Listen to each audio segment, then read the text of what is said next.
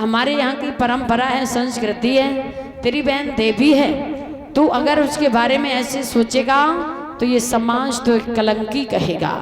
रुकुम कहने लगा पिताजी मैं कुछ नहीं सुनना चाहता हूँ, अगर तुमने भूल से भी भूल कर दी तो सुनो मेरी बात।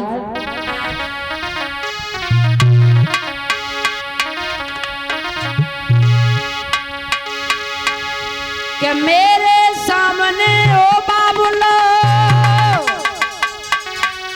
और ये चालें नहीं चल पाएंगी, और जो शादी पक्की होगी तो तलवारें चल जाएंगी।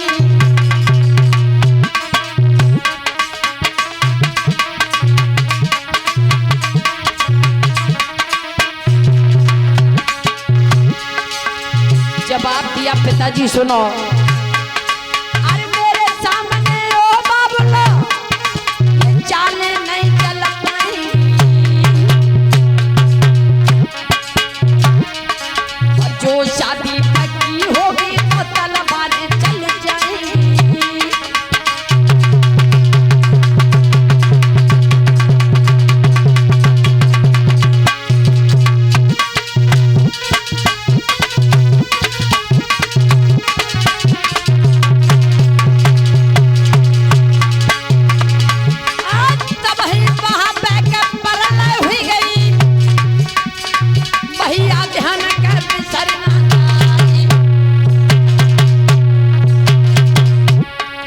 और लेके तलवार ठाड़ो हुई गो और पिता से कही सुनाई,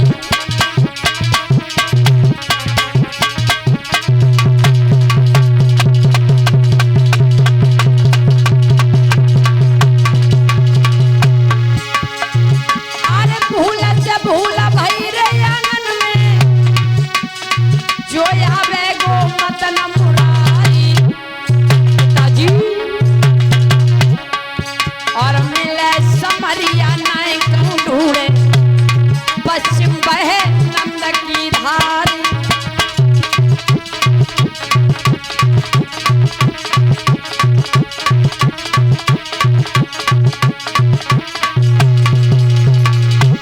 के पता एक दिन सबे सतावे की चाहिए एक मिनट को आवे भाई, एक दिन सबे सतावे की चाहिए एक मिनट को आवे विपतिया।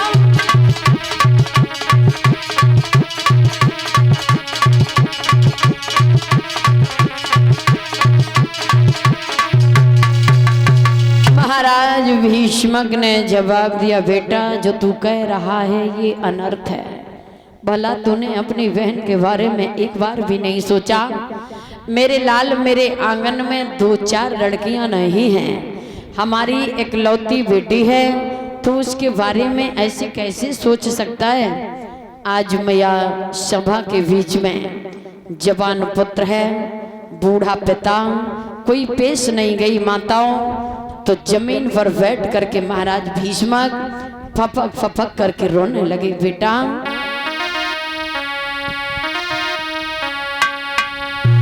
आरे एकलौती घर में बिटिया रे हमारी,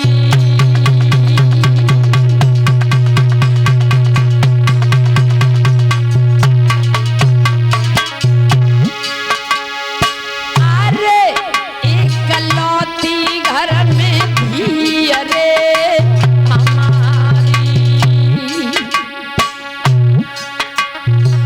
और बड़े लाड़ प्यार से पाल।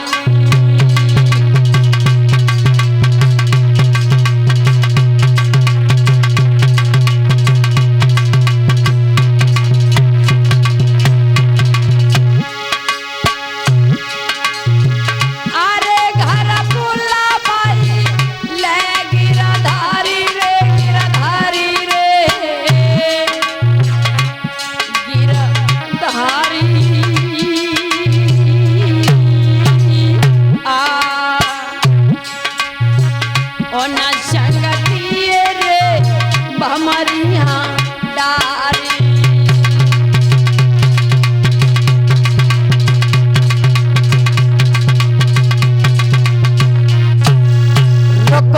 चिल्ला कर कहने लगा पिताजी तुम पर बुढ़ापा है, तुम्हारी बुद्धि पर भी बुढ़ापा है। तुम नहीं जानते हो मेरी बहन का विवाह द्वारकाधीश कन्हैया से नहीं होगा, अपनी बहन का विवाह अपने साले के साथ में करूंगा।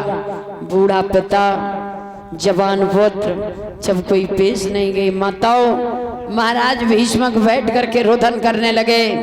रकम कहने लगा पिताजी अगर भूल से भी भूल आपने कर दी, गलती से द्वारकाधीश कन्हैया आंगन में आ गया तो बहन की डोली नहीं अर्थी उठेगी, अर्थी लहसों का अंबार लग जाएगा, खून की नदियां बह जाएंगी। पिताजी Dwarkadhish Kanhaiya one one guy चराने वाला ग्वाला, उसके साथ में बहन का विवाह नहीं होगा।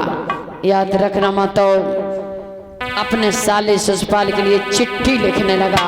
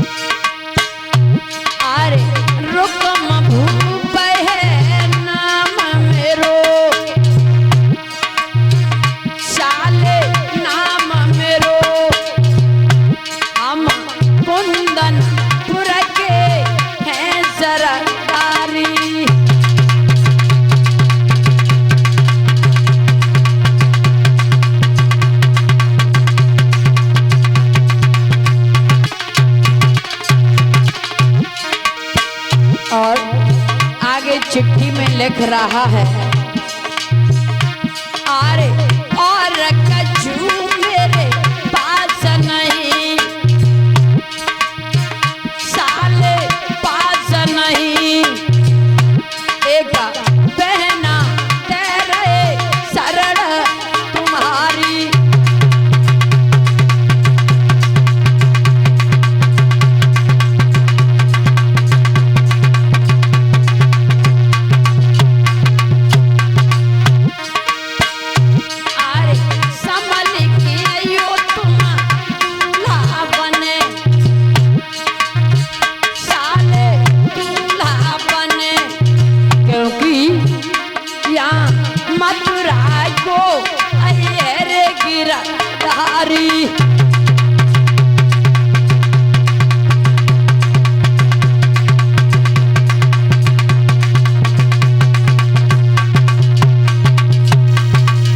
याद रखना भैया, कागज कलम लेकर के बैठ गया, चिट्ठी लिखी है और चिट्ठी लिखने के बाद पंडित जी को बुलाया और पंडित जी को चिट्ठी पकड़ा दी। जवाब दिया पंडित जी चले जाओ, चंदेली में हमारे साले साहब रहते हैं, उन्हें पत्र दे करके आओ।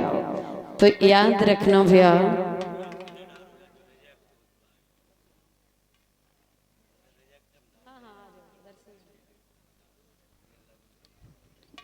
और चिट्ठी लेकर के पंडित जी जब आगे बढ़े हैं माताओं तो धीरे धीरे पहुंच गए हैं चंदेली में, जहाँ शिषपाल की सभा लगी है। दूर से आता हुआ देखा, कहा आओ पंडित जी आओ। कहाँ से आना हुआ? जवाब दिया मैं कुंदनपुर से आया हूँ। कुंदनपुर में तो हमारी रिश्तेदारी है और हमारे बहनोई को आप जानते होंगे, क्या नाम है? रुकुम। जवाब दिया उन्होंने ही भेजा है। क्यों?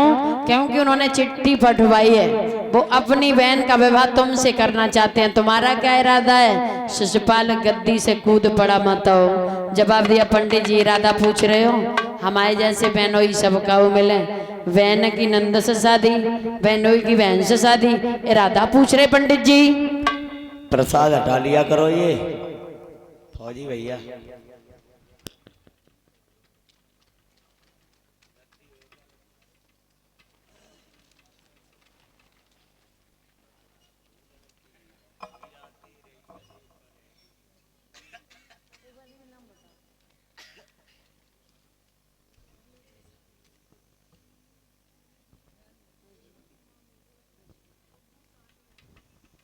और परम सम्माने हमारे भैया जी के ये मामे हैं और ये भैया उनके साले हैं मनोज भैया दरोगा जी के।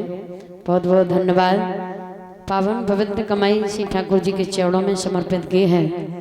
आशीर्वाद की कामना करती हूँ, धन के भंडार इन परम आत्माओं के भगवान भरते रहें, श्री ठाकुर जी का पंजा बना रहे, राधा रानी दया दृष्टि बनाए रहें। बहुत बहुत हार्दिक अभिनंदन स्वागत है आप लोगों का।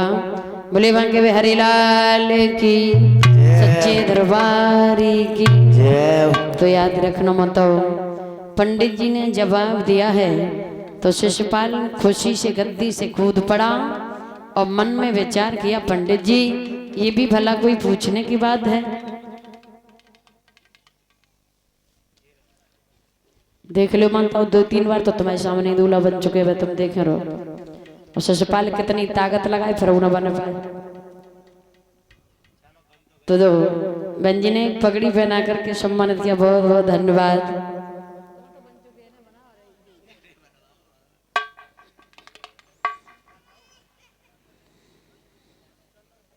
बोले सुखदेव भगवान की। जब शिशुपाल गद्दी से कूद